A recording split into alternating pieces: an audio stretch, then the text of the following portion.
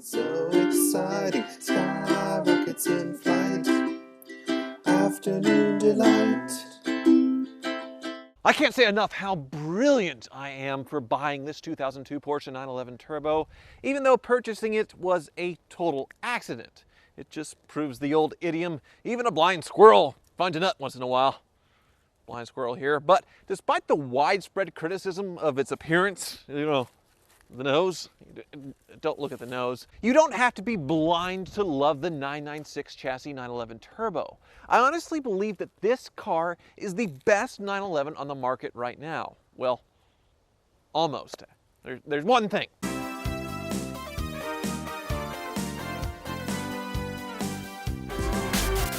And if you want to read about why I think this is the best 911 for sale right now, link below is my article on autotrader.com/oversteer. Now, in my last video and post about my 911 Turbo, I hinted at how great of a value this thing is. For only $36,000, I was the high bidder on a very nice, tastefully upgraded example, which didn't need a single repair when it had arrived. This is obviously not normal operating procedure for me, as I tend to buy the cheapest whatever I'm interested in and almost always end up spending way too much in repairs.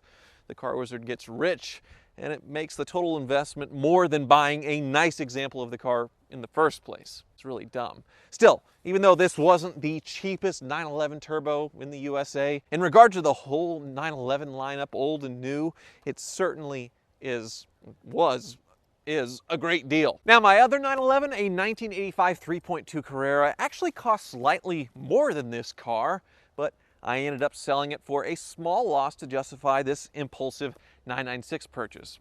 Mostly cover it. And I have zero regrets doing this. As great looking as that car was, and its small proportions made it a hoot to drive. It was fun, even with only 200 horsepower. The nostalgia was the real reason that I bought it. The smell of the old German leather brought back childhood memories of riding around in my father's air-cooled 911 as a kid, but I had to ridiculously overpay for this drive down memory lane. With the explosion in air-cooled Porsche prices in recent years, the prices, just ridiculous levels. And it seems I shrewdly bought mine right as the prices were starting to go down. Down. Everybody that's wanted an air-cooled 911 has already bought one, and it seems the market is now flooding with cars being sold by the less than diehard fans that have grown tired of all the quirks. The weird clutch, the air conditioning that feels like it's someone blowing through a straw and doesn't work all that well. It's a weird car to live with. So I feel like I made a wise decision to sell my air-cooled 911, especially since I wasn't driving it all that much, especially after buying this thing. Now, selling that would have helped me afford a much newer Porsche than this if I wanted to, but I actually think the 2002 Turbo is better than the following generation as well. Yes, I think it's better than the 997. Now, if you stop giggling at me for a moment and think about it, are properly round headlights really worth a $20,000, $30,000 premium? They're not.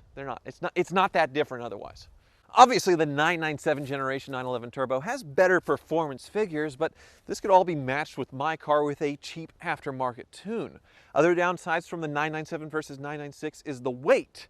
Weighs a little bit more than this car, as well as the electronic all-wheel drive versus mechanical in my 996. The electronic all-wheel drive makes the driving experience less analog and less dangerous, which also means more boring. I mean, you see where I'm going here. This is more fun because it's less refined. Now, it is pretty refined. My modern 911 doesn't have the snap oversteer tendencies nearly as bad as previous generations, especially those old 930s that they called Widowmakers, but it's still old enough that it requires some driving skill to properly handle this car. With the latest Porsche offerings, all of the computers and fancy buttons make launching and high-performance driving easy enough that my 5-year-old could probably do it, and it takes away most of the fun, in my opinion. Now, Porsche is even smart enough to recognize this and offer cars like the 911T and the GT3 Touring for sale now, new, but once again, those cars are ridiculously expensive. They sell over their MSRP in some cases. The other thing about buying an expensive 911, whether it be old or new, is it blends in with all the rest. The average person isn't going to frantically whip out their phone for a Snapchat picture of a GT3 Touring or an old 993 911 Turbo like they would a $100,000 half price than those cars Ferrari F430 or Lamborghini Gallardo. So there's really no flex credentials with a 911. Personally, I like that nobody cares about these 911s except enthusiasts. And when I sit in the car, I can't see the headlights. No, I can't see them. I can't see the headlights at all. You know, I'm okay with my wing on the rear being small. It's more of a grower anyway than a shower. But I do like how this car can blend in parking lots, and I can drive it anywhere without having to worry about unwanted attention. It also has a back seat and all the modern conveniences, making this thing super practical to drive, and it is really reliable. It doesn't have the IMS issues of the non-turbo 911 of this era. So it's a total slam dunk. But there is one thing that has me really scared to drive this thing.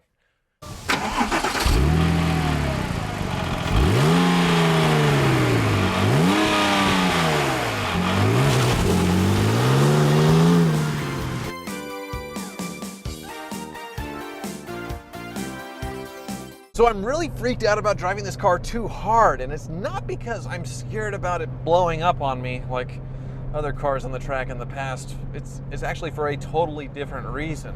Porsche in this generation, starting out with the 996, they installed a computer that counts all of the revs. Now what really gets you is this computer also registers when you go over the red line, and it records what time, how many hours into the engine this happened. Now this was originally for warranty purposes. Porsche could deny a warranty claim if somebody had driven the car like a total idiot based on this report on the over-rev counters, but now when you're selling these things used, a buyer will request this report from the engine computer along with a normal pre-purchase mechanical inspection.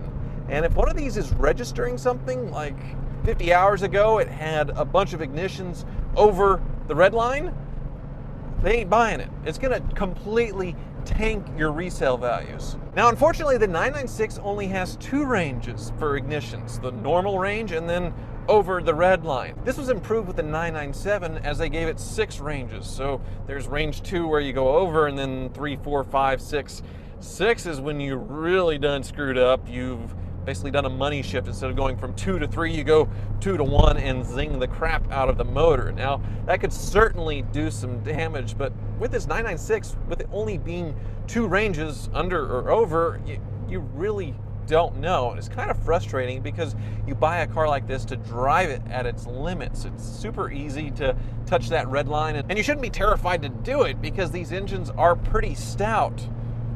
Just totally sucks that it tanks your resale value when it comes time to sell. So when I want to drive this thing hard, I have to watch the tachometer like a hawk.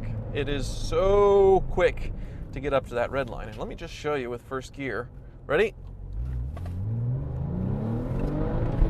See, that was 6,500 RPM. It zings up so quickly because of that turbo. So easy to do.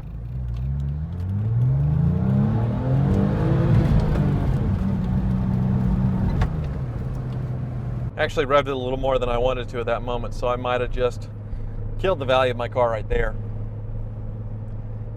Dagnabbit. Well, at least I did it for the views.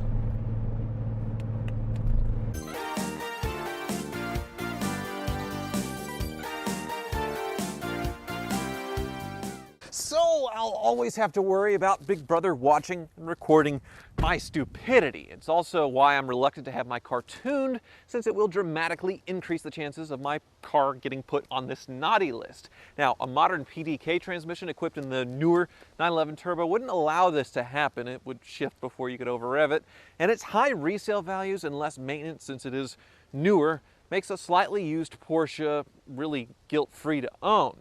Screaming to 60 in 2.6 seconds with the 2014 and newer Turbo S would also be thrilling to drive. So if you can't handle a 6-figure car loan, that early 991 Turbo S might be a better choice, but this 996 is a very close second.